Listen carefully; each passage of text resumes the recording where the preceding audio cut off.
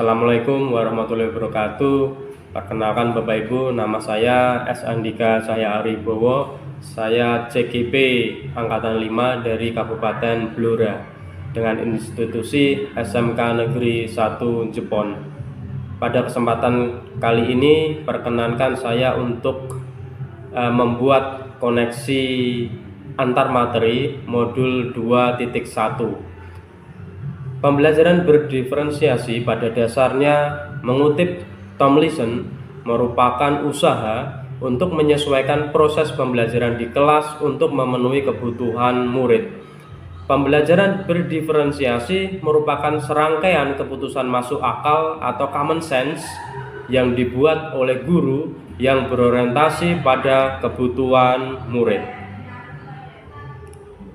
Pembelajaran berdiferensiasi dapat memenuhi kebutuhan belajar murid dan membantu mencapai hasil belajar yang optimal dengan cara melakukan penyesuaian atau diferensiasi pada konten, proses, dan produk yang dihasilkan dari pembelajaran sesuai dengan pemetaan kebutuhan belajar murid berdasarkan kesiapan belajar, minat, dan profil belajarnya. Selain itu, guru perlu melakukan asesmen berkelanjutan untuk memantau perkembangan belajar murid.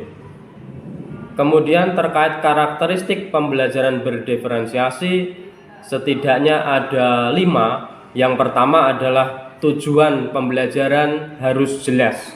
Yang kedua, adanya keragaman guru dalam menanggapi atau merespon kebutuhan belajar murid.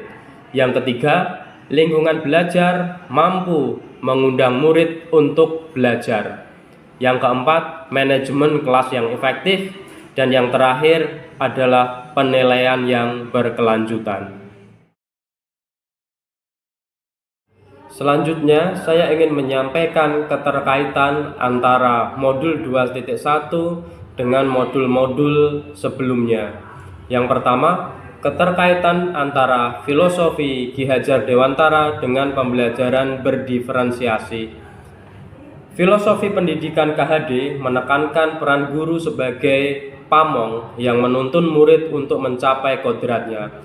Dalam proses menuntun tersebut, murid hendaknya diberi kemerdekaan dalam belajar dengan cara guru mengakomodir kebutuhan belajar murid agar mereka dapat berkembang sesuai dengan minat dan bakatnya.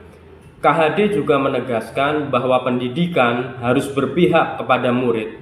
Hal ini sesuai dengan konsep pembelajaran berdiferensiasi yang berorientasi pada kebutuhan belajar murid.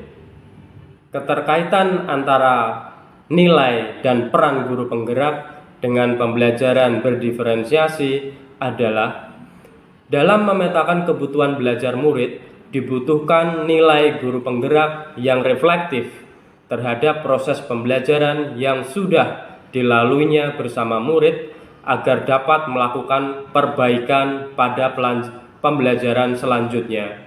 Selain itu, guru yang mandiri, kolaboratif, inovatif, dan berpihak kepada murid juga akan mampu mengakomodir kebutuhan belajar murid dan dengan melakukan diferensiasi konten, proses, dan produk yang dapat membantu murid dalam mencapai tujuan pembelajaran.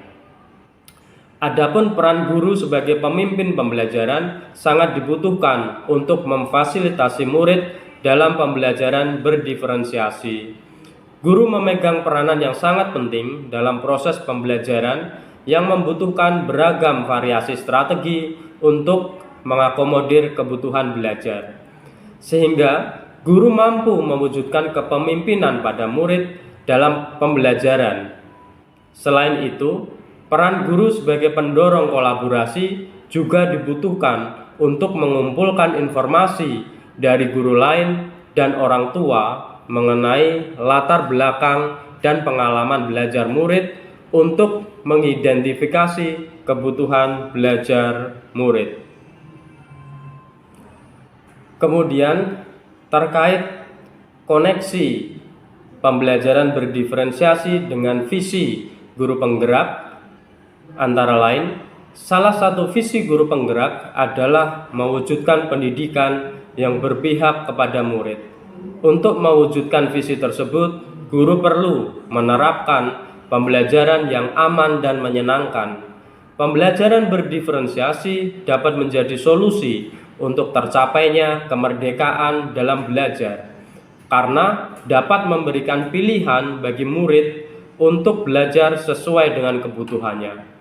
Pembelajaran ini dapat mengakomodir kebutuhan murid yang beragam melalui beberapa variasi pembelajaran sehingga visi murid impian dapat terwujud.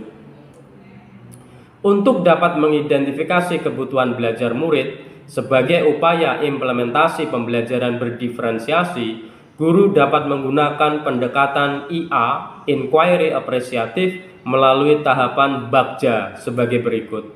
Yang pertama, buat pertanyaan terkait pemetaan kebutuhan belajar murid. Yang kedua, ambil pelajaran dari pengalaman mengajar sebelumnya dan best practice teman sejawat. Yang ketiga, gali mimpi untuk menciptakan kondisi ideal dalam pembelajaran berdiferensiasi. Keempat, jabarkan rencana implementasi pembelajaran berdiferensiasi di dalam kelas. Selanjutnya, atau yang terakhir, atur eksekusi implementasi pembelajaran berdiferensiasi di kelas dengan menggunakan penilaian berkelanjutan. Adapun keterkaitan budaya positif dengan pembelajaran berdiferensiasi, yaitu dalam pelaksanaan pembelajaran, atmosfer lingkungan yang positif merupakan prasyarat mutlak yang harus dipenuhi. Lingkungan positif dapat terwujud karena adanya disiplin positif yang muncul dari dalam diri murid sehingga terbentuklah budaya positif di sekolah. Budaya positif yang terbentuk di sekolah akan menciptakan lingkungan positif sebagai tempat ideal bertumbuhnya pembelajaran berdiferensiasi. Tanpa lingkungan pembelajaran yang berbudaya positif, maka implementasi dari pembelajaran berdiferensiasi tidak akan bisa menjadi maksimal dan membudaya di sekolah. Terima kasih. Demikian Bapak Ibu, saya sampaikan koneksi keterkaitan antara modul 2.1 tentang pembelajaran berdiferensiasi dengan modul-modul sebelumnya. Terima kasih, tetap semangat, salam guru penggerak.